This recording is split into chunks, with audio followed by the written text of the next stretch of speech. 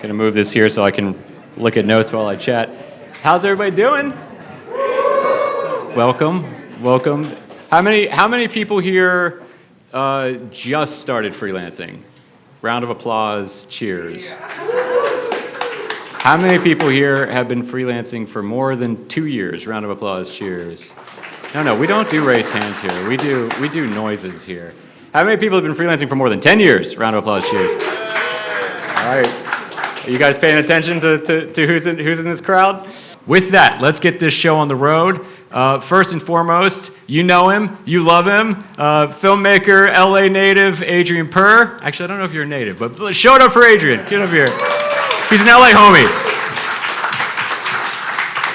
I wasn't gonna throw an event in LA and not invite Adrian Per. I'm born and raised in the Bay, San Francisco. There you go. It's all good. I live here now, though. Did you hear me like pull native back? Yeah, I was like, I said it. I was like, damn. No, the guy who lives in LA, Adrian Per. All right. And next up, we've got, oh gosh, like I literally leaned into him before I came up here. I was like, how do I describe you? He's such a multi-hyphenate, but we settled on educator, Christo. Understatement of the world, Christo.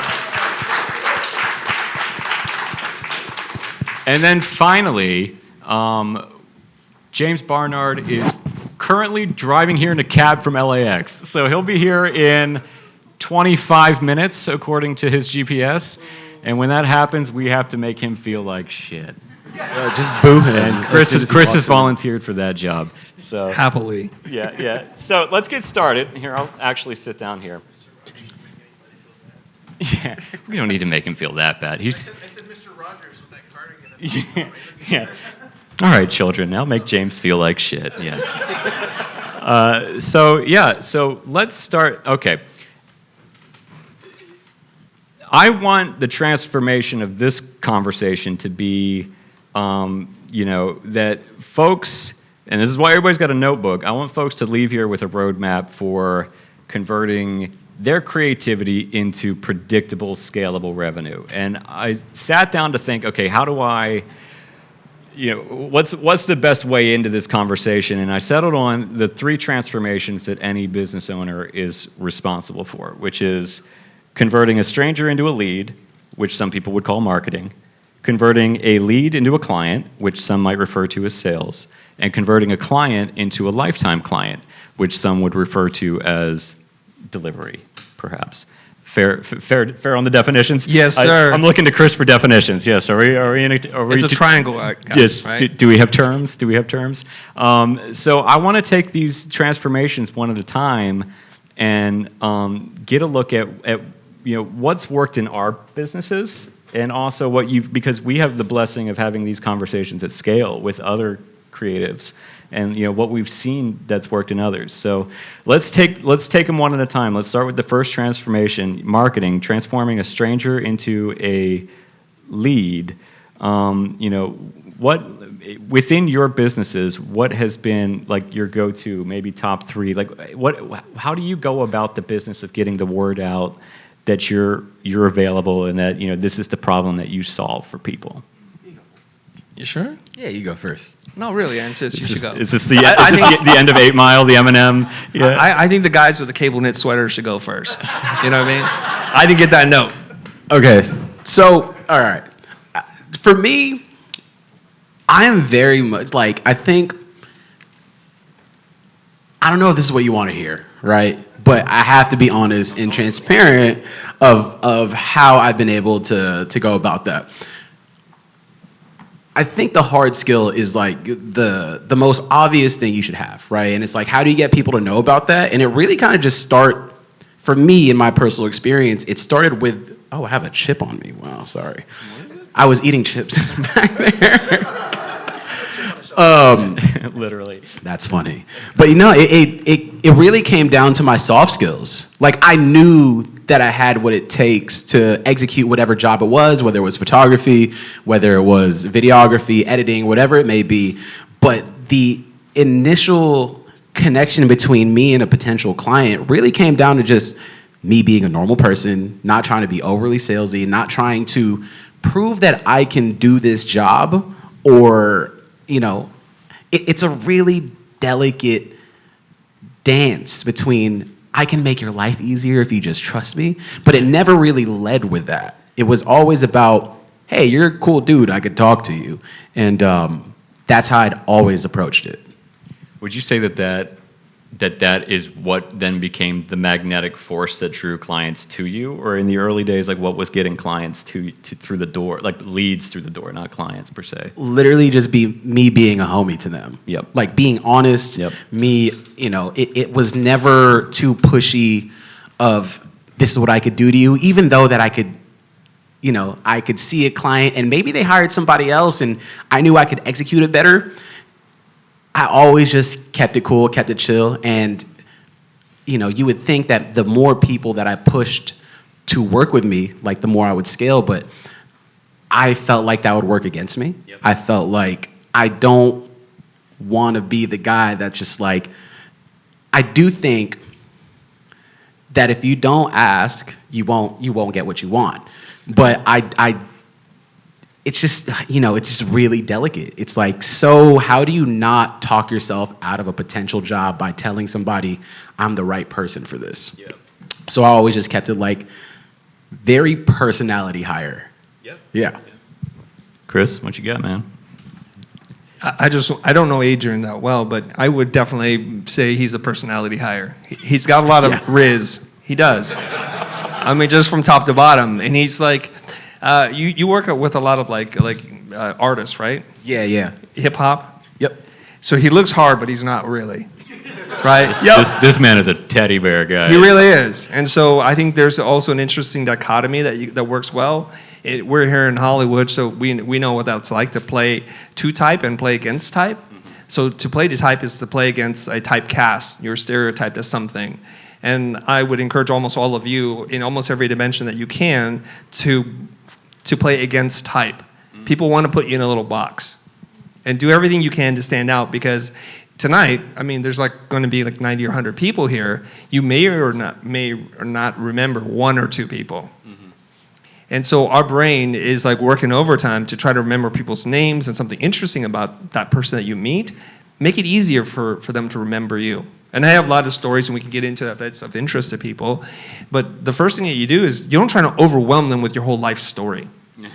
That's the problem, right? So if you don't have the natural charisma that Adrian has, just try to make it really simple.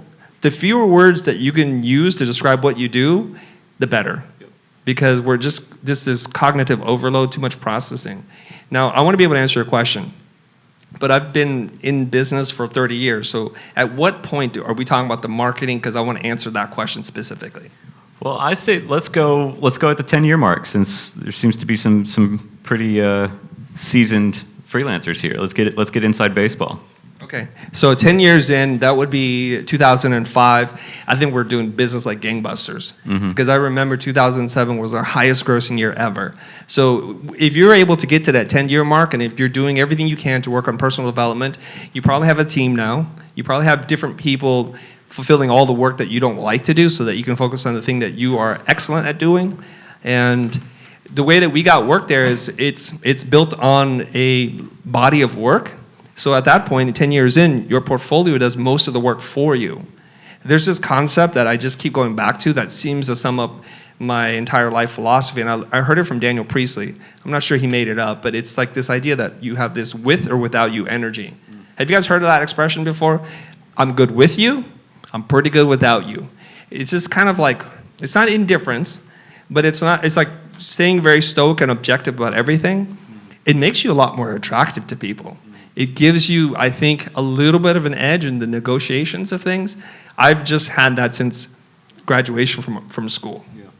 So a lot of you, and I think it's like it's a line that you have to walk very carefully, because you want the job, but you can't want the job when it goes against your own best interest. Yeah. We won't mention names, but Adrian and I were invited to speak at something, and the terms were terrible.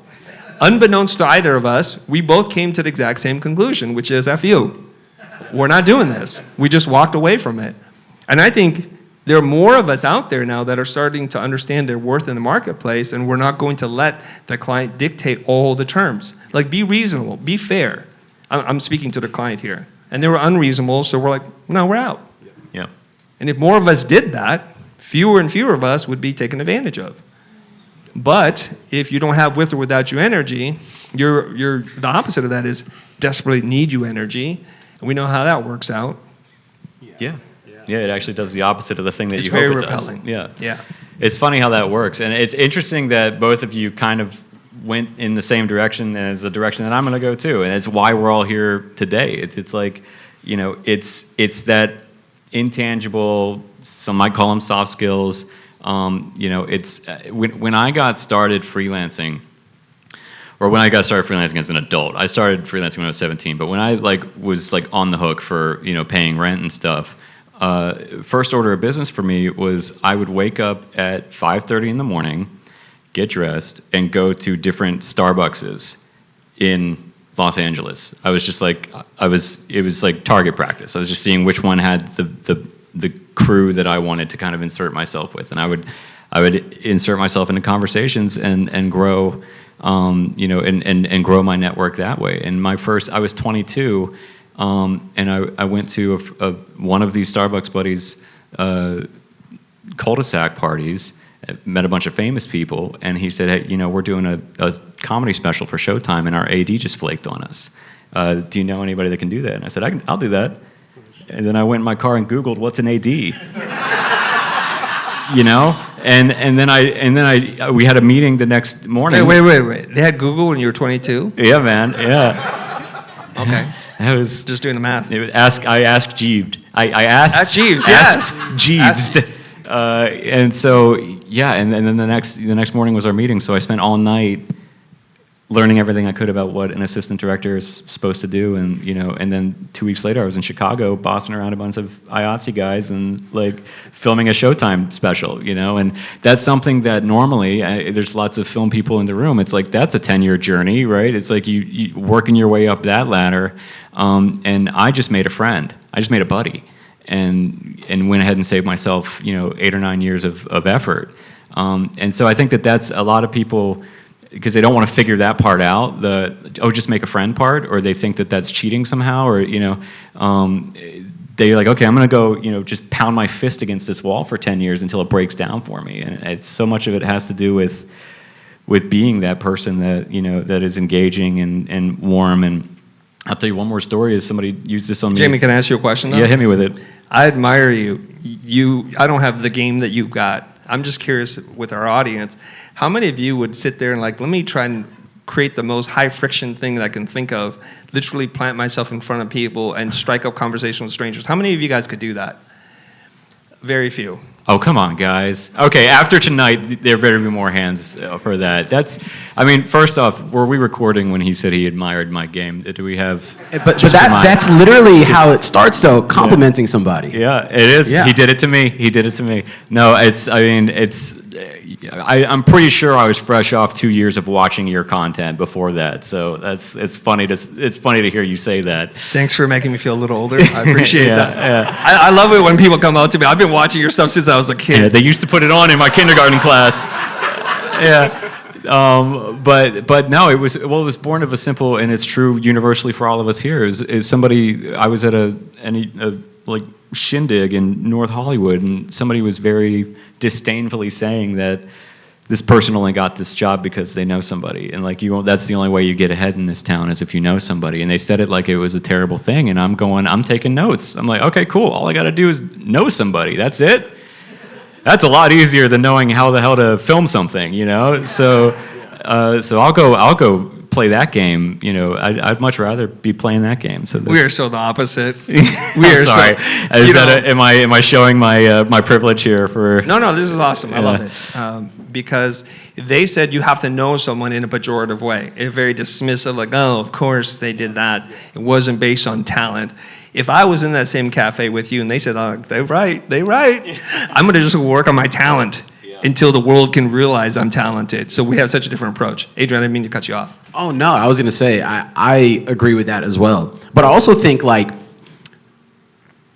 if it isn't, for me, I've always approached it as I know I'm the shit at what I do. I don't have to say it. I know that I don't even want to say subjectively. If I just objectively know that I am better in so many ways and in this skill or in this craft, and I work hard at it and I chip away at it, like, I don't think that just being the best at the thing would ever get me there. But it's just like, given the opportunity, creating the opportunity by being a homie to somebody, for me to prove that whenever that happens, I feel like, for me at least, it's worked. I guess I could only speak from my experience, but I knew that at any given moment, I could engage, which was like chipping away at the skill that I was trying to get good at.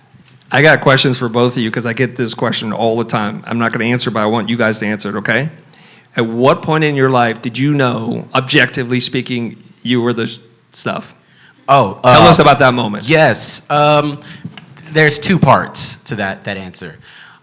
At a really young age, I feel like I was delusional enough to know that I was going to be. So I treated my skill as if, I don't want to say I was there, but I knew I would be there. And that understanding, like, it like clicked, like, oh, every time I work on something, I leveled up at it. It was better than the last. So I knew I was on that path. But also being self-aware enough to know that there are some things that I suck at. And it was doubling down on the thing that I knew that I could excel in. So that was it. It was like the delusion of that. And then just kind of seeing the growth in the clients that I was working with. It was exponential at some point. It went from your local rappers, and within like a couple of years, like award-winning folks and like huge brands, and that was like the validation that I needed to think to myself, okay, like this path isn't linear. It wasn't this. It was this. And that just confirmed, like, okay, I need to keep playing this game. And that's when I found out. Well, you have a very unique experience that I think most people would not have. The world affirmed this delusional belief that you have. Like, even the CEO of Instagram, like, this is a creator you should follow. I'm like, God dang. So I know. If somebody doesn't have that in their life, how does one get on that virtuous cycle that you have been on since birth? I just silently chipped away at it, you know? Like, I don't film just when I feel like it. I work at the things that I know I'm good at, that I want to get better at. I want to be so, undeniably better than the last week version of me, even to today. You know, I feel like I'm pretty good at color grading. I've done everything from your local rap video to Super Bowl commercials. What's after Super Bowl commercials? Feature films, feature docs. I've done those. So how much better could you really get at the thing? I'm still learning. I'm still trying to get better. I'm still trying to adapt. And I treated that with everything that I did, whether it's cinematography, editing, understanding of how musicality helps editing, understanding a bunch of these things that I just silently worked at every day. You know that Kanye said, I made 3 days. I made 3 beats every day for a summer. That was me. Somebody just correct you? I don't know. What, 5 beats? 3 beats a day for 5 summers. 3 For beats 5 a day summers, for 5 5 summers. Yeah. Hey, we're in Hollywood, man. You got to be careful with quoting Ye here. Yeah. No, No, but that's what I did, you know, and I did that every year, every day. I mean, on Sundays, holidays, I chipped away at it. What's the Seth Godin thing is plumbers don't get plumber's block, you know? It's you just work. You just do it. Like you should not have an excuse for not practicing the craft every day. To answer your question, honestly, the first time I felt like I'm the shit was I was 7 years old and I directed a Star Wars film in my backyard, and then we premiered it in the cafeteria, and I was like, I'm the shit. I am the shit. I am Luke Skywalker, and I am the shit. But maybe more practically, I would say a moment in my freelance career that yielded that. that result was I was on the hook for rent. Courtney and I just started living together, and I was in trouble for my half of rent. And in an act of desperation, I sent an email out to every human being that I'd ever worked with. Like literally every, like I went deep into the contact list, just saying, hey, I just did this thing for this client that's got X result, and we're really happy with it, and it immediately made me think of you because of X, Y, Z. Insert bullshit here. I personalized it. It was a weekend long. It was a 3-day weekend effort, and on the other side of those 3 days was like a number. I think like 2 jobs that week, and then like another 4 over the span of the month, right? So it's like I had now, out of that act of desperation, more work than in 1 month than I'd had in the last 3 months, And I think that moment where it's like, okay, these people trusted me enough to, I just made this out of thin air. I just sent an email, and now it's money. So I thought that was a pretty powerful moment for me. Is this helpful to you guys? I usually, if I'm hosting, I ask this question, and I'm not officially hosting, so I'm going to just ask you this question. There is no official host. We're just doing. No, you are the official host, Jamie. No. You spoke first. By default, you are the host. No. I think when Chris is sitting on a panel, by default, he is the host. Right. It's the rules. Yeah. I learned so much from this guy. Yeah. Grew up on him. Yeah. Okay, so what I want to do is just to check in with everybody here that we're in alignment, that we have each other's permission to speak very frankly, clear, and direct. Is that okay? So the rule is like there's no BS. If you want to BS, go back on Instagram or TikTok and comment away. Yeah. But here we have to hold each other accountable. Is that okay? It works for me. So, okay. If I was them, I would say this is not helpful. All right. Because all 3 of us, I'll throw myself in there with you guys, we're delusional in our greatness. Let's make it practical, baby. Let's I'm make it not saying actionable. it's not practical. Yeah. Is that if all of them believe that they were great and then found the evidence to support their belief, we wouldn't be here right now. Fair. Is that okay? Is that true? All right. So, agree. I love that you started off with that word because I think about that word a lot, delusional. You weren't trying to sugarcoat it or anything. It's like, I did not have evidence to support my ideas of greatness. I found the evidence by putting in the work. So there's a lot of people here for a number of different reasons that weren't raised in a certain way, that wasn't given that supportive environment, didn't have the economic opportunity, and they put in the work and they didn't get the result. They put in the work, and so the world is telling them something else. Like, how many of you guys plug away at Instagram and get no followers? I thought we were going to be honest with each other, y'all. But how many? I plug away, I get no followers. How many people are active on social and trying to grow and are frustrated with that endeavor? Then the other people are not posting. Or they're Adrian, Yeah. the golden child. Interesting. Yeah. That's right. Okay, so like, how do we want to take this? Let's talk to them. Yeah, I say we go. Well, I want to, because if social media, for your point about, okay, you're banging your head against the wall and you're not seeing the results, right? Like, this whole journey is a game of data collection, right? Like, you should be collecting data every week in some way, shape, or form. And if banging the head against the wall isn't breaking it down, that's data that what you're doing isn't working, right? That's not the market telling you to try harder.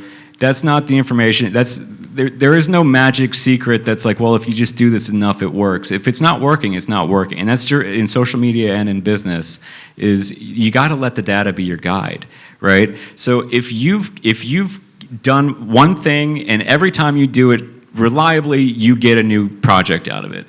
And then you want to diversify your outreach, and you try you read this book and it said do these things, and you watch this video, it said do these 3 things, like, and none of those things work. Like, go back to the thing that worked. Like, I think that's when I sent that email out to all these clients, you better believe, like, each month that became a monthly practice for me. It was, okay, what's my excuse to email every fucking person I know this month and convert them into clients, or at the very least have them advocate on my behalf to their network.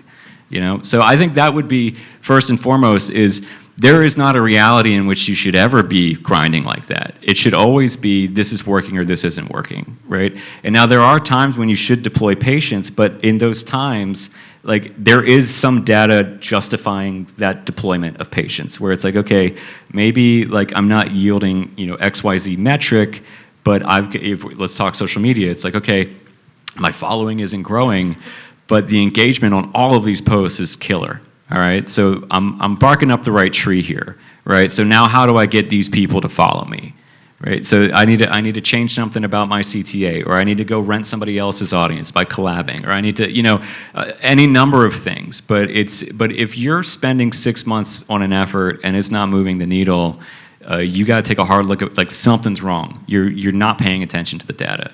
That would be in that situation. What do you think, Adrian? No, I agree.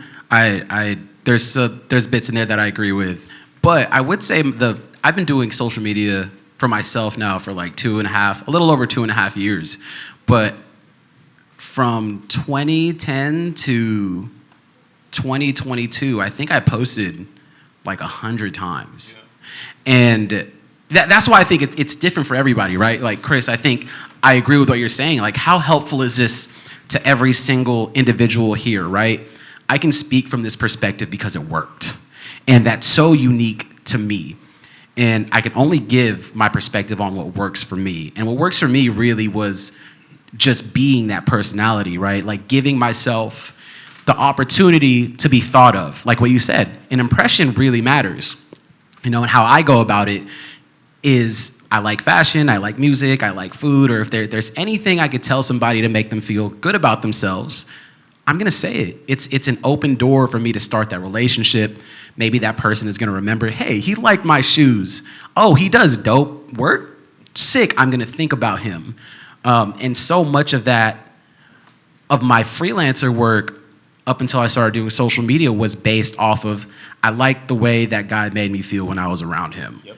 And I think there is something to say also, social media, if you're not getting followers or if you're not getting work from it, so much of my work, I'd say 98% of my work for those 13 years were not because of my portfolio on Instagram. Hell no. It was the relationship that I had with people in real life. I didn't have a social media until 2020. I didn't have a website. I still don't have a website. Like, for my, it was purely based on my network. Coming up, and it's the same as you. It's just that's honestly the benefit of, I don't know where we stand on niching down here, but in my experience, that was the benefit of getting very specific about the people that I work with, because you kind of catch like a virus in that industry. If it's like, if word gets out that you're good in a room and that you're trustworthy and reliable, it's suddenly they go, hey, who did that for you? Oh, that's my guy. I got a guy that does this. Cool, put me in touch with him, and it's so but yeah, I mean, so much of it is, and that's why we're doing this. That's why we're doing these networking events. I just want to expand on something that Adrian said. Do you guys know who Vanessa Van Edwards is?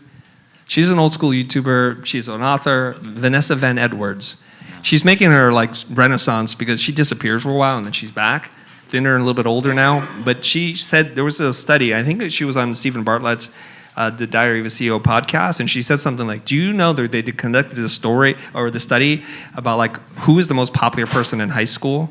It wasn't that they're the best looking or the richest or anything. It's the person who liked the most people. Oh yeah, I saw that. You saw that piece? And I was like, that's really good. And what Adrian said just reminded me of that, in that he just genuinely likes people. Like, before he came in there, Jamie and I were just chatting like, oh, Adrian's here. Oh, he's super nice. He's super nice. He just likes people. It's like, it's real. So, I see him, just make him wait. He made us wait, right? Oh, boy. I see him. Don't worry. Oh, boy. James, just relax. Ladies and gentlemen. Just stay there. We'll ice you. Put your hands together. The one, the only, James Barnard. Fresh off a flight from... Hey, buddy. Good to see you, man. Sorry to interrupt you, Chris. Yeah, it's all right. All right, Whoops. James. He's always doing that. James, we were all wondering, what are your thoughts on the political climate in America today? Brilliant way to start out. Wow. Yeah, sorry about that, guys. That was How long is that flight? touch and go. 13 hours. 13 hours. Straight from the airport. So Did you sorry get about any that. sleep? Hey, a little bit, yeah. So I'm a little bit groggy. I've had a sleeping pill or two. I'm not going to lie. So if I yawn, it's not because of you guys. It's the jet lag. I promise. So now the thing that I didn't want to happen tonight has happened. Chris and James are sitting next to each other, and I know there's. It's perfect. Okay. You know why? It's like a beautiful sandwich. There's 2 white bread, some flavor in the middle. You know what I mean? It just worked out. It just worked out. There you go. It wasn't supposed to be like that, but you know. I just don't want there to be any violence tonight on that side of the panel. No, That's all. No, I'm just going to turn my back to him the whole All way. right, cool. James, we're talking about just to catch you up. We're talking about. Gosh, what brought us here? Don't worry about it. Let's just keep going. Okay, have keep at going, it. man. Keep going, Chris. He'll find the time to jump in. Yeah, jump in when you're ready. He'll find. There's a friendly rivalry here, so in case you guys didn't figure that part out, there is. Okay, we're just confirming. We go way back. But anyways, getting back to Adrian, like it doesn't hurt you to be genuinely positive, like not from a place of, oh, I'm trying to get a deal or somebody to recommend me, but just to be a good human. There is something for that, for you to be able to genuinely appreciate people for themselves. And so you could practice that later today during the networking stuff that I hate to do. Just make a compliment. Just like people. And it turns out you'll be very, very popular. Probably one of the most effective when I was hiring a post house for a project, and we were shopping around, and the owner of this production house said, hey, I get it, you got to talk, and if at the end of this thing there's a love connection somewhere else, or our price just isn't right, it's not a match, fine, let me know, and reach out to me if you have any questions about the other side of this process. I'm happy to help you as you're vetting people. I'm happy to help you, just as a buddy. We just want to be friends. And I couldn't afford her, but can you guess who I went to the moment I could afford her, right? Like it's just because of that, because it's just somebody who's just being a homie. Like it's just like cool. And I've used that line a multitude of times since. It's to great effect. Can I tell you a secret? I have that as one of my email templates because you said it once before. It was something like when you work with a client and it doesn't go very well or they don't have the budget, you just say that line, let me know if you want to hear the process from this side of the fence and good luck with the project. And, you're right, guess who they reach out next time they've got a budget to go to? It's you. Yeah, it's fun to watch happen. You have to use the mic. Yeah, I was like, you didn't say it into the mic. Sorry, me and James were just having a conversation in front of everybody. Yeah. You saw another white guy, you just lost your Just train happened. of thought. I feel so seen right now, is what you're thinking. Oh, man. But yeah, no, I agree. I saw that TikTok as well. It's fucking awesome. And goes back to what I was saying. There's a lot of people that I've made connections with maybe 10 plus years ago that they're doing amazing fucking things and we've never worked on anything, but we'll see each other and catch up and it's like, I love that movie you worked on. I saw Dune. That thing was awesome. And it's like maybe if any day there's a place for us to work or our budgets work for each other, it's like we have that relationship baked in already. Should we talk about the second transformation from client into or from lead into client, and then go to Q&A? You do a quick one once each. Like just talk about like that sales conversation, right? So we've talked about like what the magnetic draw is to get people in. It's like, so once you're in the room with somebody and you gotta turn them from buddy into buddy who's paying me money. What does that conversation look like to you? Is it and what are some of the pitfalls that you've had to encounter over the years? And we'll try to keep this quick because I want to get it to the audience questions here. James. Well, by that point, hopefully they're already kind of on board. If you've done your legwork with your leads and your outreach and the leaders come in, hopefully by that point it's not a case of whether or not they want to work with you. It's whether or not you guys are going to be a good fit. And they're looking to see your personality by that point. So I guess, being transparent and open and just when you're on that final sales call, being nice and, just likable, approachable is really, really helpful. But yeah, hopefully like all of your funnels, all of your website, all of your lead gen and your social media has done the legwork for you. It's done all the hard work. Sorry if you guys have already covered this. But yeah, that's the hard part is getting people in. And then by that point, hopefully it's just a case of, whether you guys are a right fit and whether, little things like deliverables and timings work. Chris, what you got, bud? I don't do a lot of client work anymore. I haven't for a number of years. I celebrate my freedom date as December 2018. However, thank you everybody. That's huge. That is huge. Get him a cake every December. I've been thinking about something. It's not that the internet bothers me. They don't. But it's this thing that, do these ideas that I talk about still work? So I have to deploy them from time to time just to see. I'll tell you a little short story, and then maybe you guys can figure out how I get work if I want work, right? So first of all, I'm booked as a speaker, a keynote speaker, and I'm developing a relationship with the organizer. His name is Neil, and I see him a lot. I've spoken at more of his conferences than anybody else. And so one day I'm walking around, I'm looking at this big production. There's like 1,000 people in attendance. There's lights and DJs and all kinds of stuff he's spending money on. And just being the snobby designer that I am, I'm like, this is ugly. I don't say that. That's what you guys would say. Don't say that. But you know what I did? Like, I pulled them aside backstage, kind of in the green room, and you know, you have status, you have association, and you have respect already, and the relationship's been built. I just said to him, like, you know, I love what you do, but for the amount of money you spend to produce this, I think you could do so much more with the branding, the design, the messaging, all that stuff, and I'd love to help you. And he's like, oh, really? And he goes, but it's not going to be cheap. I just need you to know that. And so I just leave it alone. I just inserted an idea. It's like an inception thing. This is not real, it's a dream. And he didn't have a totem, so then he reached out to me again. So he messaged me, he's like, you know that thing you're talking about? Just as in DMs, right? I still have the DMs. Maybe we should do it together.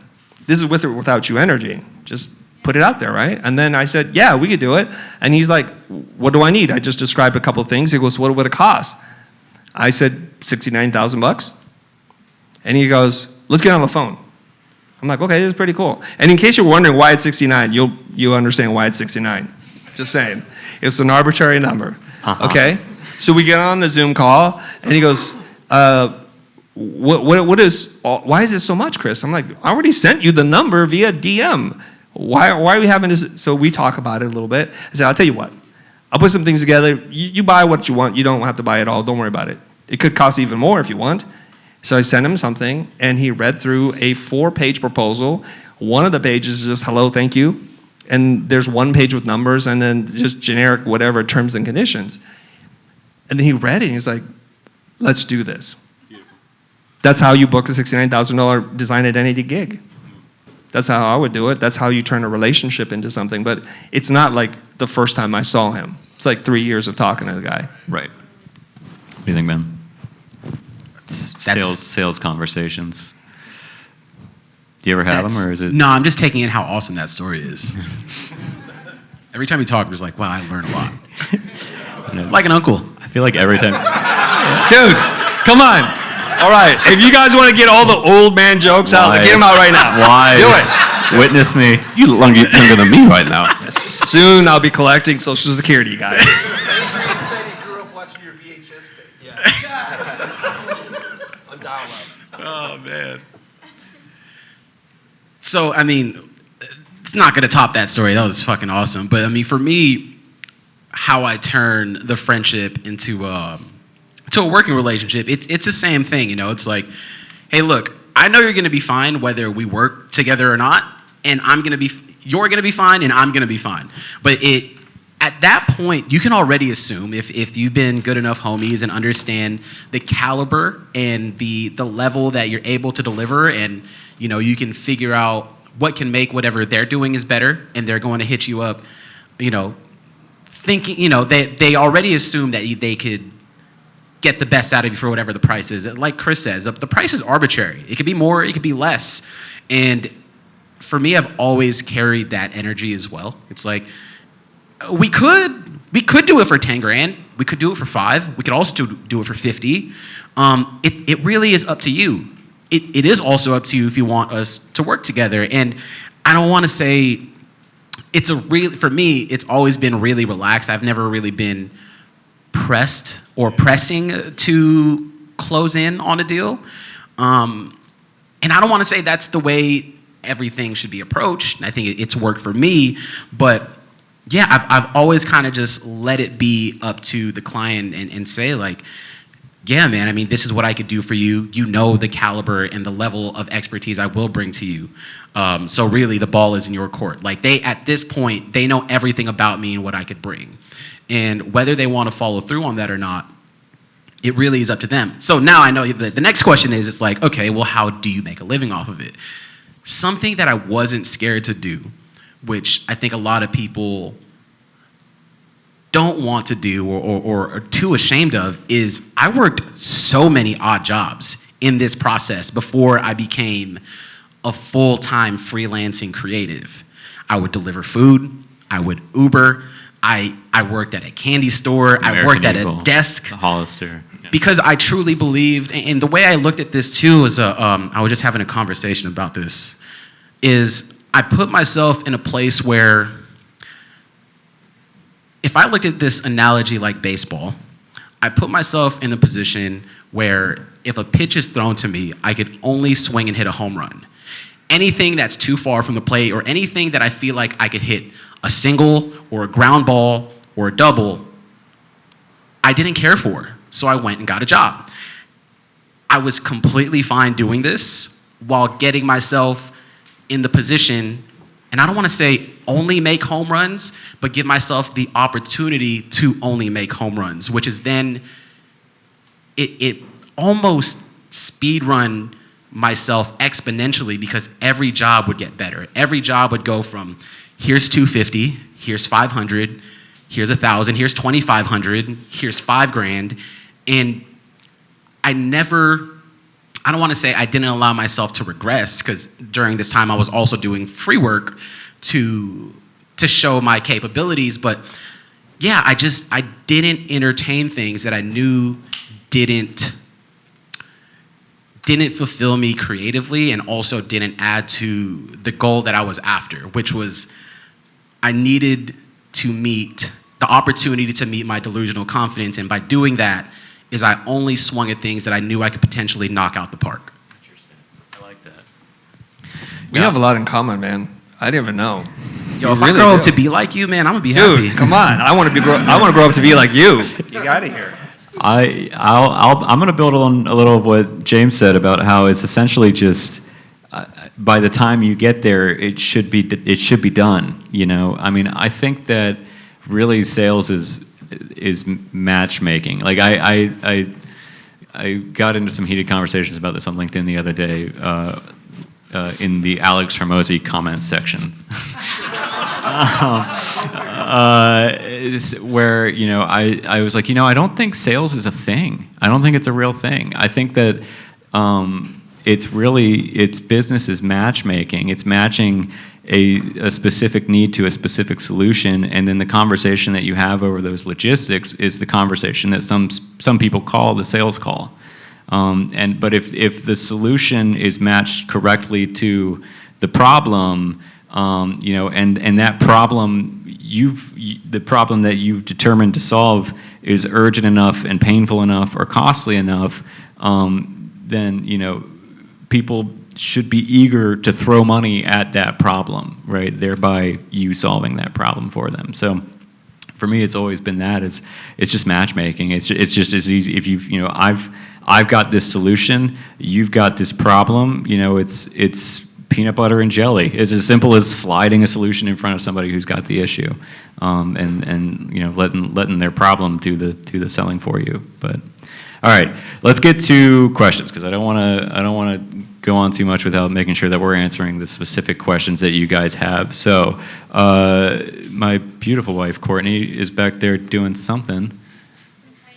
Oh, she's acquiring questions. So you guys write down the question that you really, really want to know. It's totally anonymous, so don't mince words. Go hard. Go for the jugular. Go hard, guys. And then if you could just pass your questions to the aisles, and we're going to come down the aisles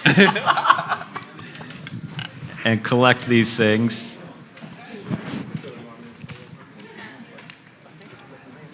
Chris said it's anonymous, but it says put your name in the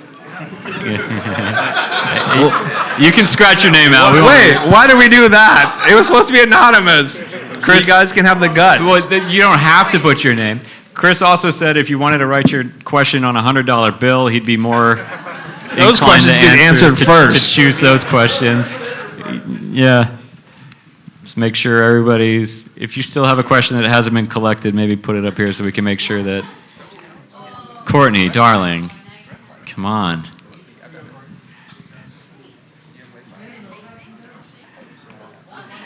Vibe check, guys. How are we doing? Is this stuff valuable? Are we taking notes? Yeah? All right, cool. So I want to make sure this stuff is... There we go. All right. Let's populate. Let's consolidate.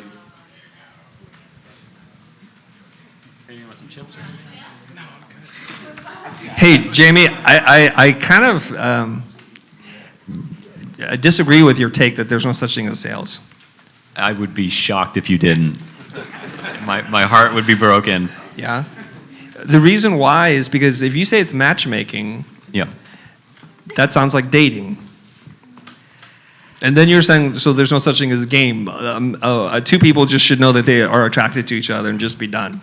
Yeah, I mean, maybe we're getting caught up on the wording. I think that it's the fact that I think so many people, for instance, would maybe say, there you go. Maybe say like, hey, what do you do? I'm a graphic designer, and a client doesn't know what to do with that.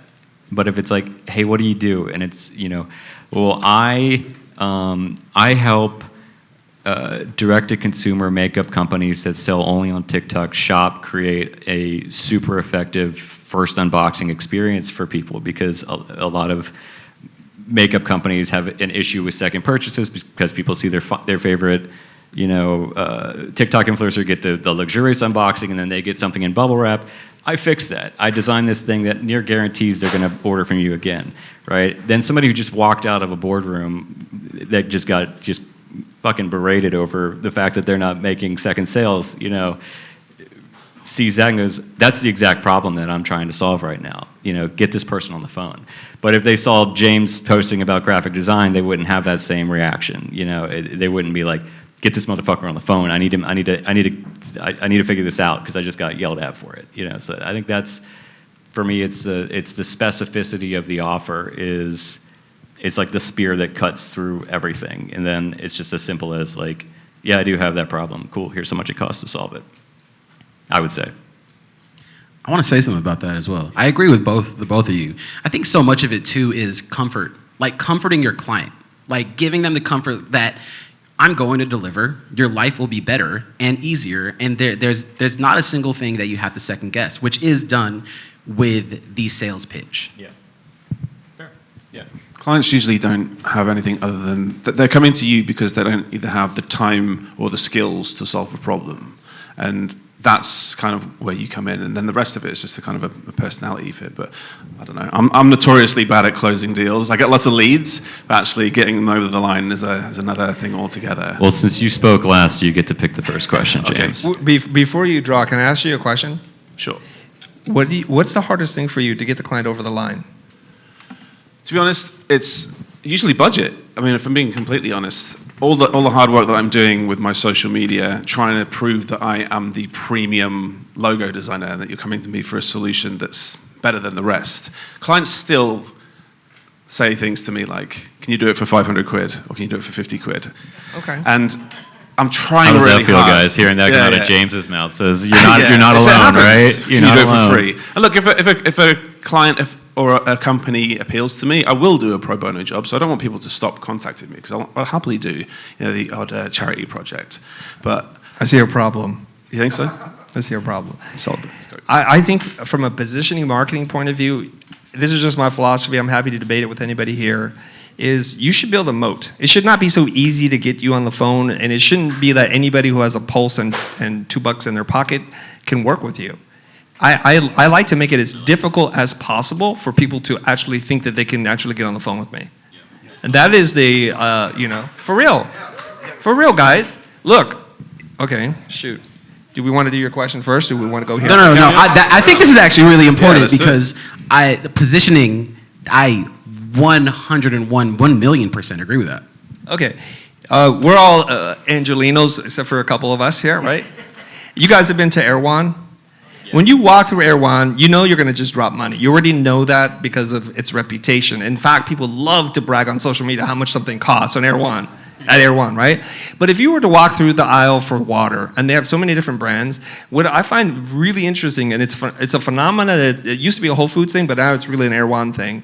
that they have buyers who go out and try things and think, I think our consumers would like this. And they put what we believe is the best of the best, and sometimes that stuff is really expensive. And you walk through there and you're making a decision based on what? Right? Just do this next time. When you go to buy bread, crackers, or anything, look at where there's a lot of options, because it's sad to say there's a lot of options for what you guys do. Why did you pick that one? So let's just talk about packaging, because packaging really does matter whether or not you care about the physical package or not. We are all packaged up here, and we're positioned, we're communicating to all of you, sometimes intentionally and unintentionally, something about us, our values, how much it might cost. So a plastic bottle looks cheaper than a glass bottle. If there's like really beautiful printing and all kinds of like foil stamping and embossing, you're like, oh, that's expensive water. This must be really good water. That's just called packaging. So in James's case with his content on social, he needs to communicate, it ain't cheap to work with me. And only on a very few rare occasions will you bend that rule to take on a client that you love. Maybe I need to start making my own T-shirts. That's part of the packaging problem, isn't it? No, that's actually It's a great that's shirt. a pretty cool shirt. It's a great shirt. Yeah, yeah. Very much. Yeah. Shall I read this one?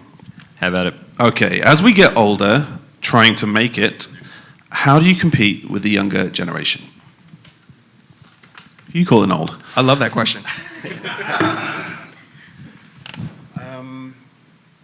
That is a great question. I think it's not a competition.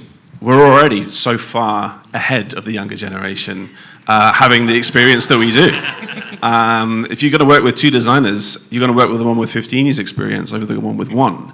So that's the problem the younger generation are having, is proving that they know what they're doing at an early stage. Whereas people like us who've been there and done that, you kind of, the proof is in your current client work or your past client work. Everyone that you worked with before in the past, however many years you've got behind you, we're not competing with them at all. They're competing with us.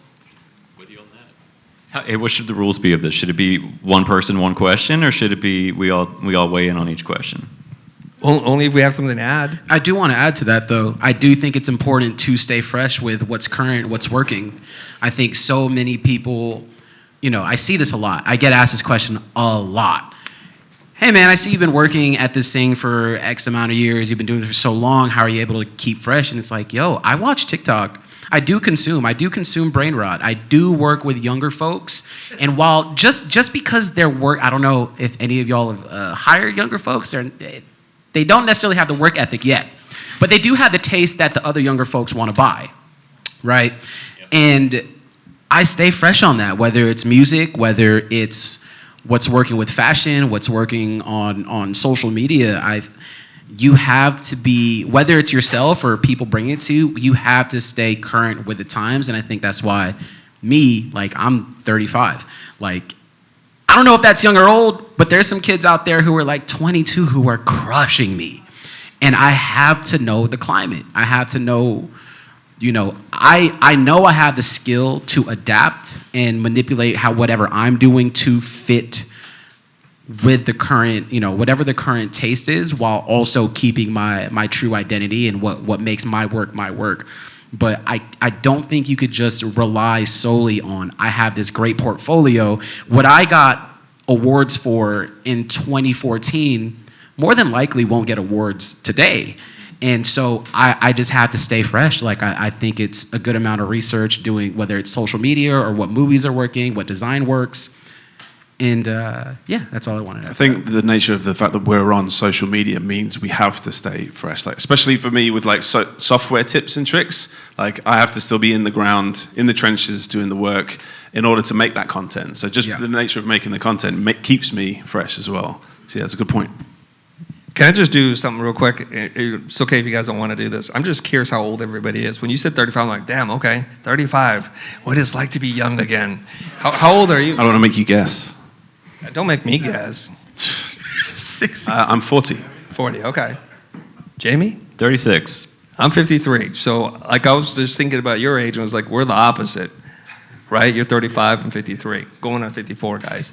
So I love his answer. I also love your answer because as older guys, we're now the older guys, I don't look at it like competition. If you're worried that you're competing with them, you're playing the wrong game.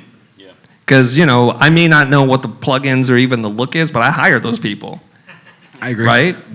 I want to hire. And you know what you talk about is writers need to read.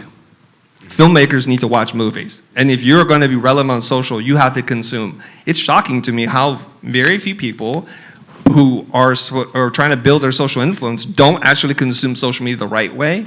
And I know you jokingly said brain rot, but like I'm studying it. Like, how do they get me in here? How do they get me to stay? And what pissed me off about this? And what was it? I'm not just looking at but just trying to like erase my brain. I'm looking like, why did this pop? And I'm sending things to my friends like, you need to see this. Yeah. Right? So we're the way that you age out of the market is you're not having conversation with what people are doing today. You could do that until you're 99 years old and you'll still be fresh. Right, and I forgot to answer, right, I forgot to leave, or to say the question that I get asked a lot is, what about the algorithm isn't favoring me? And people ask me that all the time, and I'm like, yo, like the times is people like consuming video, and that's not necessarily because Instagram or TikTok made us want to consume video, but people want to see more video. So whether you're a photographer or a graphic designer or you make clothes, handbags, whatever it may be, finding out a way to make it digestible in video is so important. It might not be, who knows how long this is going to be here for. It might be VR, it might be AR. Who knows whatever the next thing is, but it's adapting your work, whatever you do, to whatever the current times are, how people want to consume. Sorry, Jamie. I think you've hit the nail on the head there. With video especially, because you have to tell a story with video to keep people engaged. Designers often, when they finish a new project, will post like a couple of images of the project, like here's a cool new thing that I worked on, here's a few lovely mock-ups, and then send that onto the world, and then wonder why it doesn't explode and why everyone's not as excited as they are. It's because you haven't told the story about the project and what were the trials and tribulations you faced, how did this client find you, what was the end result. And there's like a very specific story arc that I try and follow, which is like the hook, act 1, the setup, act 2, the conflict. Man falls into a hole. And then act 3, resolution, and then finally call to action. So I'm trying to kind of frame videos like that when I tell, and even for like case studies with clients, I'm trying to do that, which keeps people engaged, and then clients tend to find it as well. So it's telling a story is the hardest part of that, but yeah, video content. It's especially really difficult when it's not your medium, right? That's fair. You have to learn it. It might sound unfortunate, but if you want to stay, if you want more inbound jobs, it's like you have to figure out a way to do it.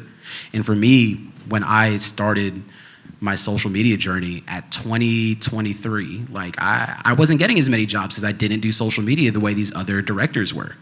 I was applying for jobs. I was like, all right, if I'm not going to secure a job, I need to figure this out. And I was really determined because I had to make it work, and and you really have to figure out what the climate is.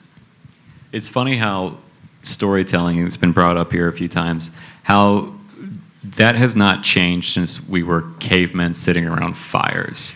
That has been what's motivated us to act since the beginning of us.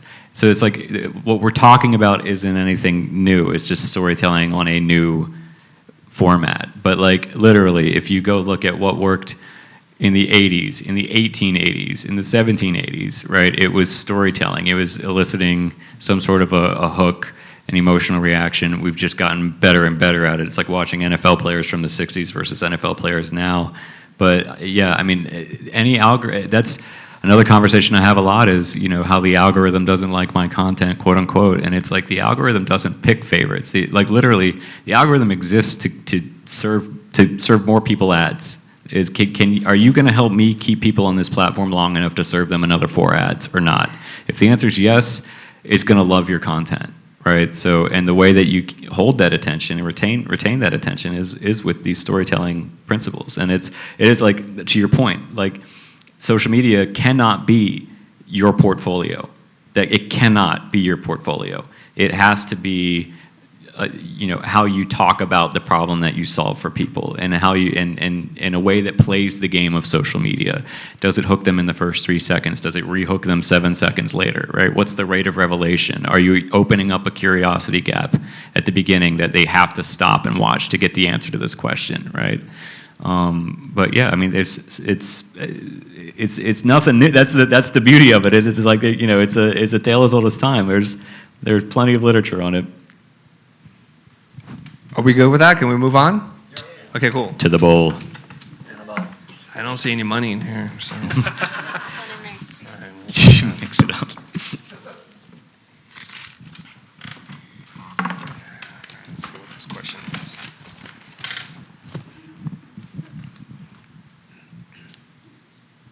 Okay, the question is, everything is mostly remote. How do I nurture relationships? What was the first part? Everything is remote. How do I nurture relationships? Oh, good. I think we've answered this, no? Have we? I think there's probably a gray area where it's like a. It's from the freelancing program. Oh, that's why it's TFP. Yeah. TFP. I was From like, the is there a freelancing- secret language Shout here? out freelancing program. I think the only caveat would be, you know, is can you have Can you strengthen, have that like homey relationship with somebody who you've only met on a Slack chat or in a Zoom room? Like, what does that look like? How do you nurture a relationship now that the workforce has kind of adopted this new way of teamwork? You could totally do that. I believe all of you here because of that. How many of you, this is the first time meeting one of us? Raise your hand. So it is working. So what we've done with social is we've been able to get familiar with people at scale. I think Seth Godin writes about this. It's like marketing is like getting strangers to become friends and friends to become clients. And so we're just having a lot of small interactions with a lot of people across time and space. I know this is really weird, but I actually read all my comments as best as I can, and I reply to every single person. Sometimes it's just like, cool, because they didn't even say anything. It's like, all right, fine, right? And I'm literally in there. They keep saying, are you sure this is you? I'm like, yes. What else do you want from me? And you could tell because I'm getting pissed off right now that you're asking me this, right? Oh yeah, it's you, yeah. Yeah. The attitude comes out. If anybody writes you a long, thoughtful message, it ain't me. It's just going to be fast, right? So I think social is giving us a lot of opportunities to build those relationships. I don't think that's going to push you over the edge. It's not until you actually can have a conversation with somebody. And here's the weird thing, because I've been doing this since 1995. This is pre-Zoom, pre-internet. And the way that we got most of our client work right up to the end, we did a phone call with no images, guys. There's this thing that's called a Polycom conference phone, and we use that. Oh, yeah. Well, okay. You know, that's how we got work. So you got really good at having a conversation. So what I didn't realize later on when I'm doing social media is my ability to get someone to be a persuasive speaker is because my livelihood depended on me helping to get them on the train. And so you can harness those skills all the time. Like I remember one time, I was driving from my house. I used to live in the Pacific Palisades to Santa Monica. It's about an 8-minute drive if there's no traffic. I remember calling, or my phone rang, I can't remember who it was, a referral. From that drive from my house to Santa Monica, I closed a $100,000 job. Wow. For real, like with all the noise in my Mini Cooper, I was just like, because it's just a conversation. And they were, cool, we'll see you guys in a week and a half. And I remember going into the office, going up the stairway, you know, thinking I'm the man. And I went over to my executive producer. I need you to send him an invoice for this amount. Don't even worry about the description. Do not change anything. It's going to be this amount. He goes, what is it? Don't worry about it. That's a lesson for a lot of you guys. Once the client says yes, don't F it up at that point. We're good to go. And you don't know how many times you guys go past the sale. You try to like keep proving yourself. Yep.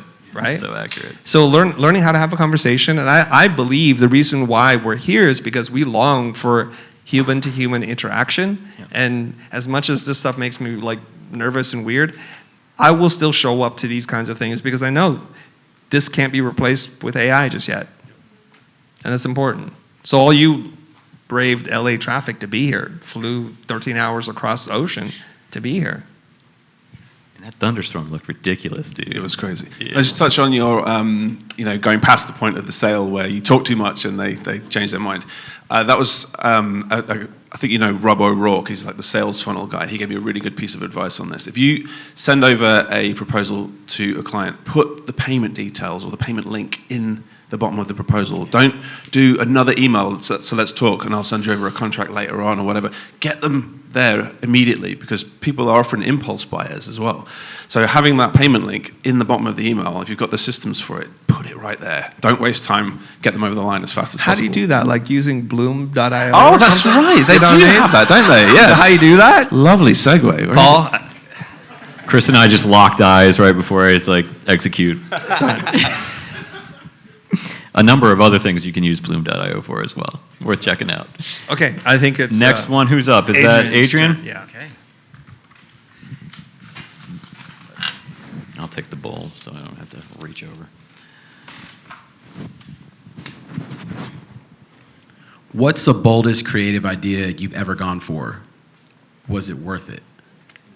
Wow, it's a good question. Wow. Who'd like to start? Oh, shoot. Okay. What's the boldest creative idea I've ever gone for? Wow. Okay, I have to really think about this. So I rarely do client work now, and I've spent 13. I don't know if 13 years is a long time or a little time, but at some point, I decided in 2022, I decided that I didn't want to rely on it anymore. And for me, the only way to do that is for social media and to create a business around that. And it might have been, if it didn't work out, it would have been stupid. But in my personal experience, my boldest creative adventure was just going off on my own. Even at the time when jobs were coming in, I took this leap and I said, I'm turning it down. I'm gonna give myself a year and I'm gonna take this really seriously. And I treated it like work, very militant, and I just doubled, tripled down on making a career off of my own creative talents and ideas on social media. So I guess to answer that, my boldest creative idea was not relying on other people not relying on clients to have me execute their idea.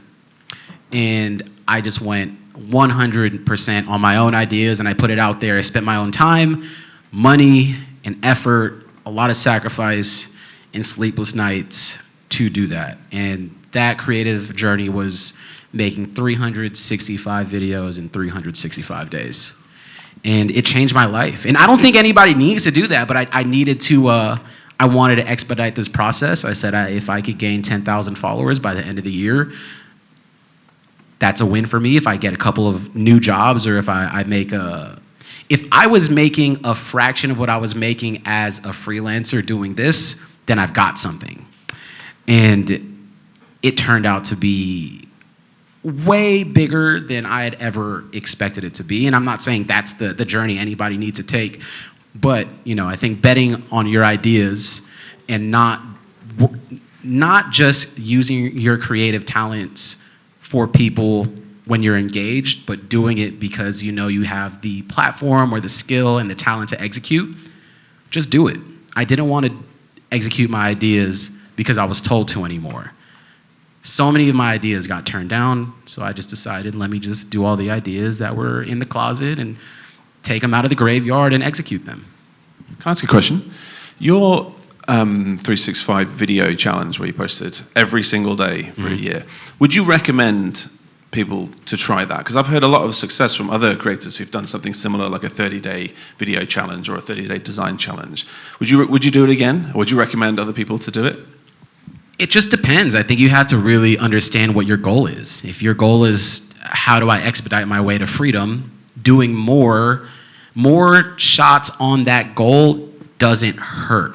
But putting more shots up for the sake of putting more shots up and not being honest with what that goal is, then no, you'll burn out. Yeah. I think for me, I have this conversation with a lot of creatives. It's like, why do you do it, right? I mean, obviously the why they do it is like, I enjoy it, I'm good at it, but something that people forget to, maybe shamefully leave out is, I love the freedom, and what does the freedom come with, or what do you need for freedom is the money. And I knew at that point when I had $13 in my bank account as a 32-year-old, I needed money. And because my goal was that, to recoup my finances, I went for it. And I knew that this was a money play, and I wasn't scared about it, and I kept, I knew that this was the fastest way to get to it, through social media. So whether it was losing sleep, not being able to hang out with friends, like, that was okay for me. Can I ask you guys up here on the panel, did you ever have a period where you're like, you know what, I have this really crazy goal, I'm gonna focus every single day until I hit that goal? What was yours? It's lame. It was an Illustrator course, but I took 6 weeks off work to make it and did it. But it was brutal, absolutely brutal. I was such a control freak, did everything myself, filmed it, edited it, scripted it, signed up to Kajabi, built the website, did all the marketing, and I was so burnt out by the end of the process. I was glad I did it, and it was lucrative at the time, but I haven't gone back and I haven't dipped my toe in that pool again. It was so brutal. But creatively, I wouldn't say I'm like that kind of guy. I'm solving my clients' needs more, and they have ideas, and I want to help them execute on those ideas. But the creativity for me is within like the logo design. Just actually coming up with a design that solves their problem in a unique and reductive way, and that's still really hard. Real quick on creativity in the context of James Barnard, just to take a pulse, how many people here have seen his most recent reel where he did a Backstreet Boys cover for, NSYNC, actually. Can we get NSYNC? Can we get a round of applause for James Barnard and NSYNC, NSYNCifying educational design education? That comes with the older I get, the less fucks I give what people think of me. And I had that idea in the morning. For those who haven't seen it, I synced up. It's a treat. How to make a gradient in a nice way to the tune of Bye Bye Bye by NSYNC. And did it really deadpan. Wrote the lyrics in 15 minutes and had it out before lunch. And then I realized I'm going to be here in LA meeting everybody, and they're going to be like, oh, check out your socials, and that'll be the first video they see on my profile. It's going to be really embarrassing. Jamie, just to refine the question, have you spent a period of time trying to grow your social media account? What was the goal and what was the result?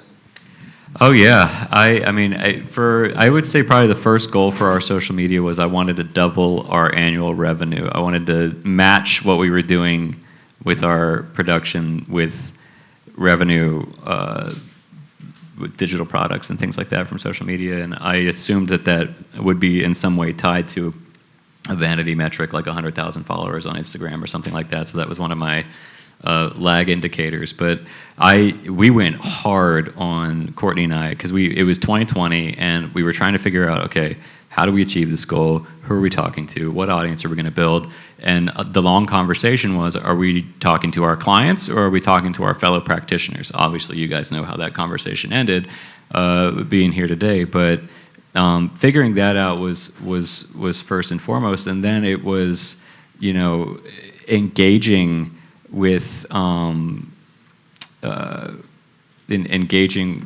with, like, for instance, with your audience or people who are made a name for themselves on social. I would go in like 3 or 4 hours a day into comment sections and just engage with people, just reply to comments, adding my 2 cents, to the point where I had bruises on the back of both of my thumbs, on the first joint of both of my thumbs, because I was commenting so much.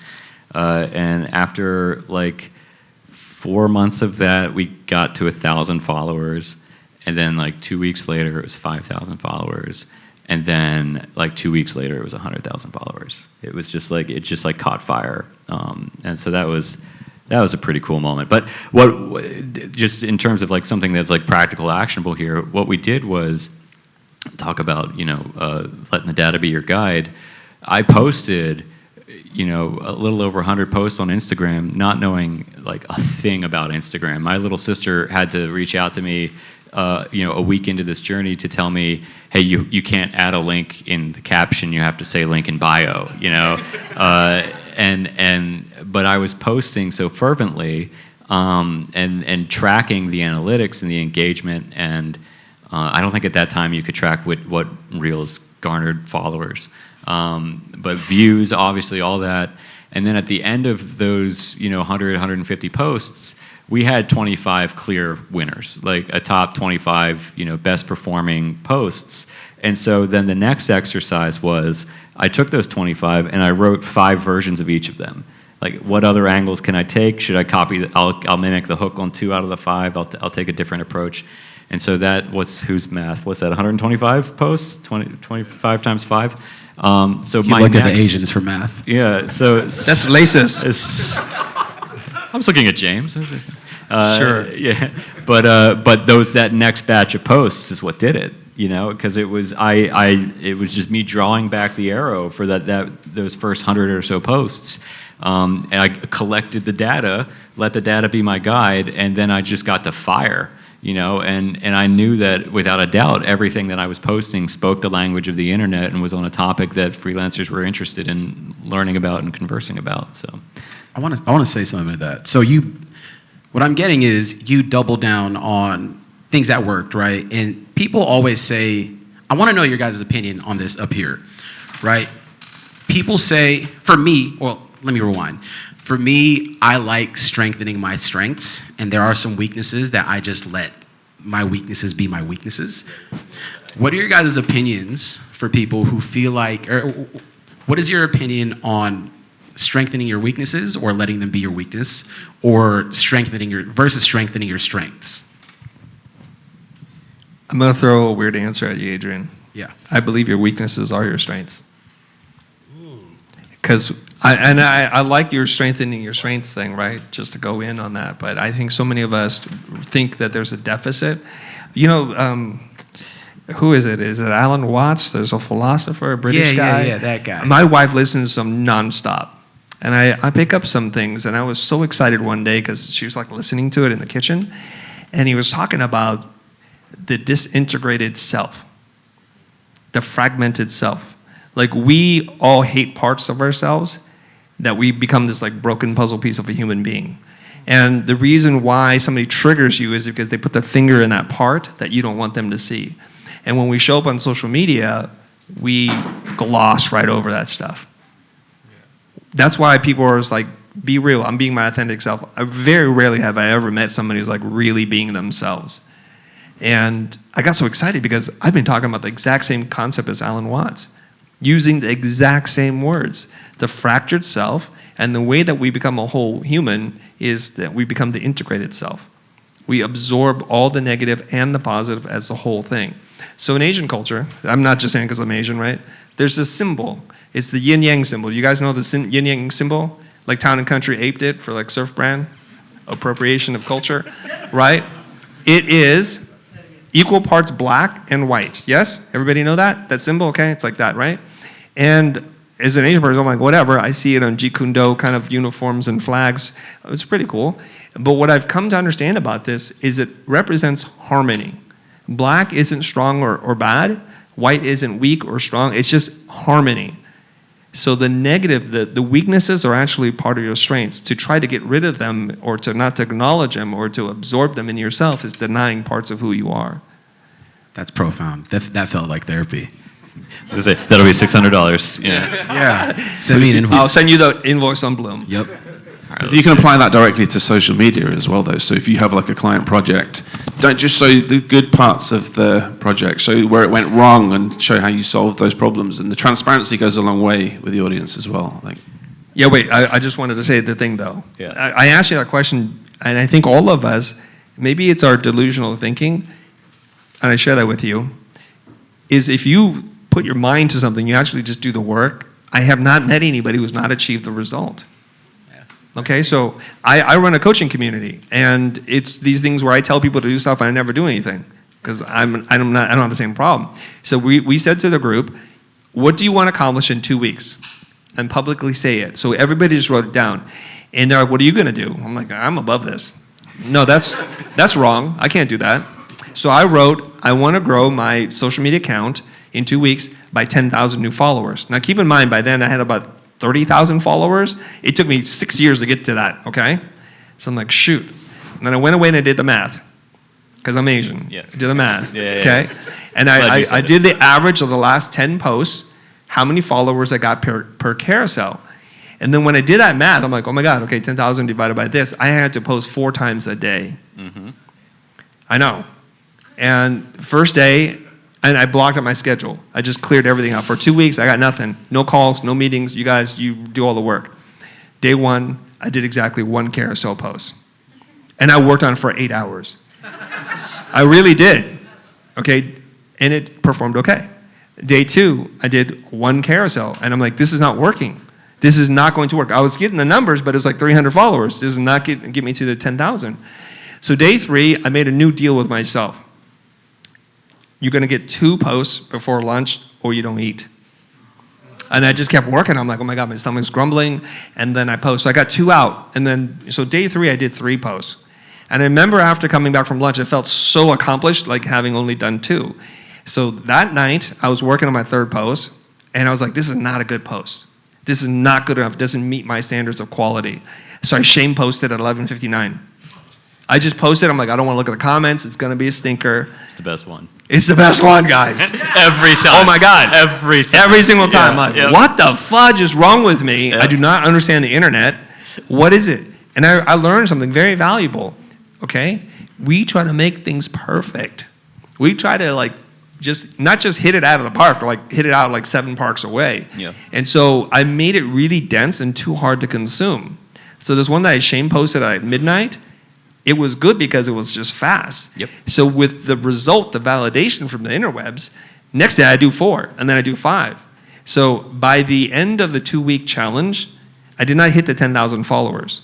I hit 20,000 followers, right? And here's the really great thing, is it built momentum, because now people were checking out the count. Yep. And this was the gravy train of like carousels. It was just popping, and people were copying me and just mentioning me and tagging me. And then they wanted to submit their carousels to be featured on my page, and it grew even faster. So it's like each and every one of us has a goal, whether it's to create a course or to post once every single day or to get to 100,000 followers. I believe if you put your mind to it and you're disciplined and you're smart, and I believe all of you are smart enough, you're here for a reason, that every day you just say, like, how can I make this a little bit better? What did I learn from this experience? And sometimes it just takes that, and let it go. And you'll probably hit it. Has anybody else done this where they set a crazy goal and they're like, this is stupid, there's no way I'm going to do it, and you just put in the work? No? Okay. I mean, Maybe after today. yeah, maybe. You could do it. Just do it. Adrian, what are you going to say? No, I was gonna say I agree. I think so many people romanticize what you get out of doing the hard work, but doing the hard work is the scariest part for a lot of people. People, imagine their goals, they imagine freedom, but they're scared of doing the work. And it really does take that level of putting yourself through the ringer. Like, I'm not going to eat lunch until I finish these 2 posts. I mean, the same thing for me as well. If I was encroaching, getting too close for comfort and not having enough posts for that 365 days, I'm not sleeping. I'm going to do it. I'm going to stick through it, and now I'm reaping the rewards of that. All right, we got 5 minutes left of this, so I say we do a speed round. I'm just going to pull out of the bowl. All right, first hand What up. time are we ending? 7:45? 7:45. Oh, dang. All right. First hand up gets to answer the question. Are you ready, gentlemen? It's from the freelancing program. Is targeting startups a stupid idea? No. Yes. They broke. I'd say yes. Unless as they're well. funded. I like this. I like speed round. Let's do this. Why don't we do this from the jump? How do you work with international clients? Come on, keep it quick. Almost exclusively only work with international clients. Australians don't pay money for graphic design. It's horrendous. This is why the social media works so well, because you're targeting people from abroad. Okay. As a founder operator, is it better to be a generalist or a specialist if you want to grow? Specialist. Specialist. Specialist. Specialist. All right. I want to scale, but I don't want a team. How do I stay nimble and solo but still grow? Invent a time machine. Yeah, that's Why tough. don't you want a team? You're a team of 1, right? I have an assistant and another copywriter. Okay, here we go. Can you scale infinitely? No. Yeah. What's your best advice for bridging the trust-respect gap when you aren't trusted to do the job? After you've been hired. By virtue of them hiring you, they trust you. Not all the time, though. Give me an example. They'll hire you, you're working, then they question your decision making. Why did that happen? What was the incidents leading up to this? This is very strange. So this, I experience this a lot in-house. Oh, you're in-house? In-house. That's different. You're already hired. People hate in-house Right. because there's a narrative about in-house, like you're not good enough to be independent. And we'll give you, go ahead. It's not mutually exclusive because I see it also happening with freelancers where they are also hired. So I call this the trust respect gap. When they trust you, they offer you, but then they've decided for some reason they've talked to someone and your decision making is now less like a lower quality because they talked to someone. Is this happening consistently? I think it happens more frequently. Is it a toxic work environment? That's probably the answer right there. Why do you stay? Yeah. Yeah, I think it's Life's short. that's your choice, and I don't want to say it's your choice necessarily. Like it's a job, but like whenever I make the wrong decision working for the wrong client, I understand it is my fault. Preach. If whether they're asking for too much or expecting what they want me to fucking put some shit on the moon, whatever it may be, something ridiculous, that's my fault. I should have been able to have the discernment and understanding like this client is going to be a headache. Can I say something on this? Just one piece of advice I got from my art director when I worked in-house was be prepared to defend your own work. So the second you can't defend a decision for something that you've done in a design or whatever, a video, as soon as they question you on that decision and you don't have an answer, then immediately you've gone down the sort of the flagpole. So if you can pre-rationalize anything you do within a piece of work, so explain every single design choice within it and have an argument for it, when they come to attack it, you'll have a defense, and that way the confidence stays up and they'll trust you more going forward. Do you guys know who Carlos Segura is? Search on the internet, Carlos Segura, business card letterhead. He writes the terms in which he will accept clients. Oh yeah, that's good. He's I've seen basically this one, saying we're not going to work together. I mean, there's one thing that you can be prepared to justify your design decisions, or you can just say this is how it's going to work, Yeah. right? And just talking about this one client that I worked with recently, I picked him as much as he picked me because I knew he was going to go for it. And every time he would say something like, "Are we being brave here?" And he was like, "No." I'm like, "What should we do then? Let's be brave." I don't even want to justify it. Like, we're not. You picked me, and I'm the guy. I'm going to take this. Here's the shocking thing, because I'm older than most of you guys here. I have kids. I've gone to family therapy before. Here's the shocking thing. Children feel safe when they know somebody's in charge. Yeah. And we're all just children. We really are in adult suits. So when they don't think you're in charge, this is why they keep needling you and like, oh, what should we do? Where do you want to eat for lunch? It's like, no one's in charge. I don't feel safe around you. Yeah. All right. From the freelancing program, how do you communicate ROI to justify your rates? I don't have ROI related to direct revenue. How do you communicate your ROI? I've really struggled with that. How does a logo affect the bottom line on a business? And trying to explain that to new clients coming on board has been really tricky for me. I think it's partly showing the types of clients that you're working with and the standards that they have set for themselves. So I have a client where I did the logo, and then after they rebranded, they raised $6.3 million in seed round. And I didn't have anything to do with that, but I put that under the line of, of the testimonial. CEO raised $6.3 million in seed rounding. Looks a lot better. And it's a part of it's going back to the client afterwards to, see how the new branding is going along, keeping in touch with them, make sure that, you're checking in with them. But a lot of it is just like showing the success of the company. I would say people conflate ROI with revenue too often. And return on investment, really, and guys add to this if I'm missing any, but really, people are buying either more money, that would be revenue, more time, or mitigated risk. Those are the three products that anybody in this room is actually selling. So you have to figure out which of those you're selling to this client, and then make them tell you by what metric they're measuring the success of that product. So it's, okay, maybe you do the work of identifying, is this more time, more money, or less risk, right? And then put it on them. Say, so how do I know, what's my report card look like for this thing? How do I know we've hit this out of the park? What metric are we using?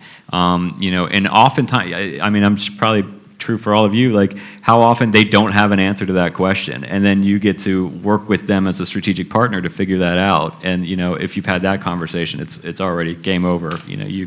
That's your job now. But yeah, I would say it's that. It's figuring out what the actual return on investment is. There should never be a situation where the thing you're doing doesn't have an ROI. They're trading money for something. So you have to suss that out, figure it out. Can I do something totally different with you? Yeah. I want to pretend like you're younger and single. Oh, gosh. Okay. And I'm like super attractive. Oh, and you're baby. attracted to me. And Yeah. I came up to you and like, We don't have to pretend. all right. Yeah. I like where this is going. Okay. Why should I date you? Why should you date me? Yeah. See, this is tricky because it's I would handle the dating version of this conversation differently Stay in the role play here. than the business conversation. Say first person. Let's go. Why Why should I date you? I don't know. Let's find out together. What do you mean? That sounds creepy. Coffee tomorrow. Let's hash it out. Okay. So do you know what he just did right now? And it's helping me to illustrate our point. I wish you did it the other way. Let's try a different way. Okay. Try to answer the question. Why should I date you? Why should you date me is going to be entirely dependent on what it is that you're looking for. No, Jamie, As a just do it like a normal person. You're like, on a scale of 1 to 5, how much pain point do you feel? Courtney will attest. This just is like a real this is person, single dude. Jamie. This No, is no, go. It's just like that question. Like if I get that question in a business setting, if I get that Just question forget anywhere, you're Jamie, just for a second. Help me prove this point. Don't be so difficult. I'm trying to do what you want me to do. No, but you're not. What are you Don't trying? do this like a sales coaching call. Okay. Are you trying to get me to say because I am? Yes, justify yourself. That was the question. Because I am a sexy, hardworking, well-funded individual who Honest, knows how to have a sincere. good time. Yeah. I've got like to excellent cook. taste in restaurants. Yeah, I've got all the hookups. I'm not interested. Yeah. So you see see the difference? Because Jamie can't help himself. Yeah. What happens is when a client asks you, why are you this much? Why should I work with you? If you answer that question, you've lost. Yep. You've just totally lost. You're desperate. You've said you hold more power in this relationship than I do. You really just done that. And you know what happens is like literally, I see this, I'm oddly fascinated by dating shows because it shows me a lot about human dynamics. When a woman or man says, why should I date you? They just go on blah, blah, blah. Like I'm not even interested in that. Why would you tell me you like all these things? You're just guessing at what you think people want. Yep. And they're not good answers. So the thing that Jamie did the first time was like, I don't know. Why don't we have a conversation to find out what you're interested in? So the nature of that question, I just hate that word, justify. Yeah. Yeah. It's like you're saying, I have the higher ground and you have no power. You have less power than me. Something that Blair Enns says all the time, which is the client has fewer options to solve this problem than you have ways of making money. This is with or without you energy. So if my client, or people do ask me this question all the time. Look, I'll show it to you right now. I charge $5,000 an hour for one-on-one coaching, Zoom call. People are like, why should I pay them? I don't know. Is it worth it? I don't know. You tell me. Yeah. I don't know. My answer is always, I don't know. What do people get? It depends. Why am I justifying? Because you've made the decision that you want to do this or you don't. I'm getting off the phone now. We don't do that anymore because there's nothing to catch that. Yeah. But although Kids, that's phone. Yeah, like that's phone. I mean this, you know what I mean? We're done. All right, let's do last question. I think this is a good one to end on. How would you start freelancing today? With all the assets that we have available to us today, with the wisdom that you have today, how would you start freelancing? Sign up to bloom.io. I can do this really fast because actually we're going to release a video on this, okay? On how to get to $100,000. Number one, you need to be a freelancer for as short a period of time as possible. To me, freelance, you exchange your time for money and try to do something that can be done remotely because that starts to move you towards being an entrepreneur. Because the minute that somebody can't see you doing the work, what I would do is hire someone else to do the work. That's how I would start freelancing, because I would not freelance. But what you need to do is you need to get some opportunities. So if you can get good at your craft, and this is the thing we always skip over because we assume all of you guys are good. I've seen your portfolios, you're not that good. You really have to put in the work. If you want to be an excellent videographer or somebody who does color grading or an editor or somebody who writes amazing copy, I get solicited all the time. It's pretty below average because people took one course to say, look, this is how I'm going to do it. They haven't put in their 10,000 hours of work. So number one, get good. Show your work, show your process, talk about the challenges and the problems that you've solved with this work, and do consistently for 100 days. Without fail, don't worry about if it's liked or not, just keep working at it. But when I say keep working at it, I don't mean just blindly post the same thing every single day. Ask yourself, how can I make this 1% better? And just keep doing that. And eventually, somebody out there will see this and say, you know what? Why aren't we working with this person? This person's excellent. And that's how you start to do that. But you got to get away from someone watching you work. So some things like working on set, you can't escape, right? I totally agree. I mean, that's exactly how I built my career. I mean, I built the skill and the trust. I built that, and then, you know, now I've been able to scale it through, like you said, like nobody sees what I do now. And I haven't really edited any of my own videos since, I don't know, March, February this year. Nobody could tell.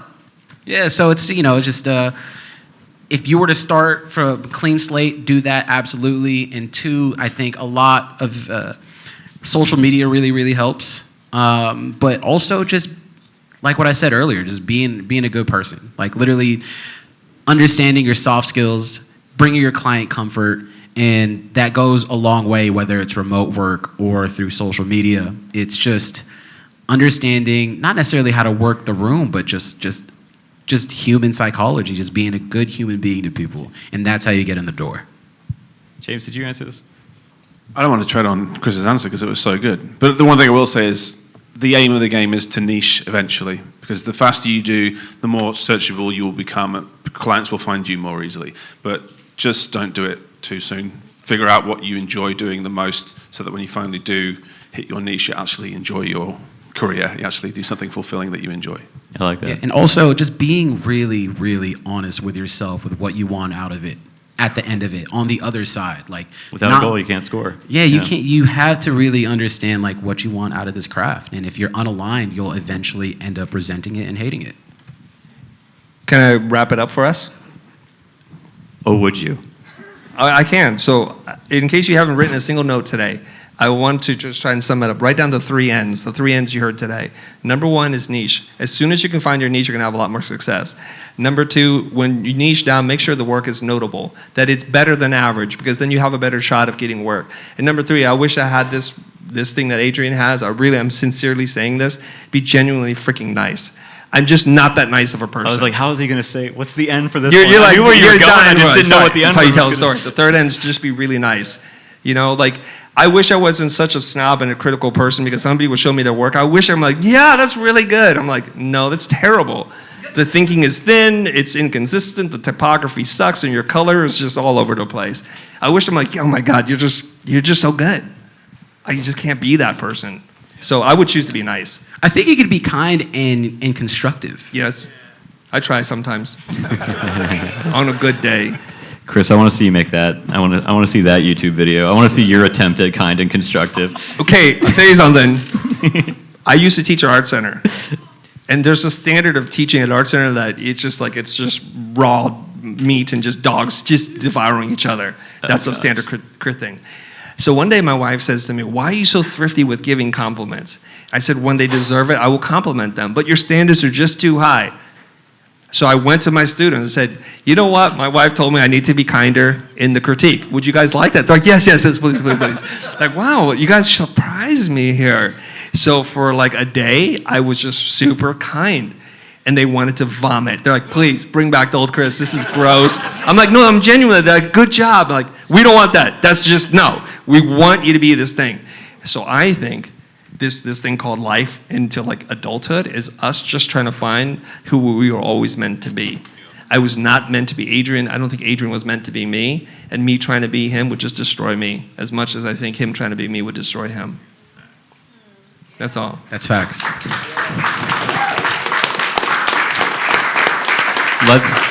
Let's leave it there. let's get to the part where we all get to know one another a little better tonight. All right, that sounded weird. Let's get to the part. You know what sounded even weirder, Jamie? I'm still in role play mode from. Yeah. You know, Jamie, when you said Courtney, I went at it hard. I'm like, he better finish that sentence. Yeah. So okay, so here's the next step, right? We're going to get rid of all these chairs. So we got some more space to engage with one another. We've got pizza downstairs. The stairs to get to the pizza are in that back corner. Compliments of Bloom. So make sure you give Paul a high five on the way down to get your slice. And then also, guys, let's all go over there and take some pictures with people. So either come over here and meet up with us and grab a shot, or go down and grab a slice. Either way, we got this place for the next, I don't know, hour and a half, 2 hours or something. So let's shake some hands. Let's get to know one another, all right? Thanks, mate. Let's do this.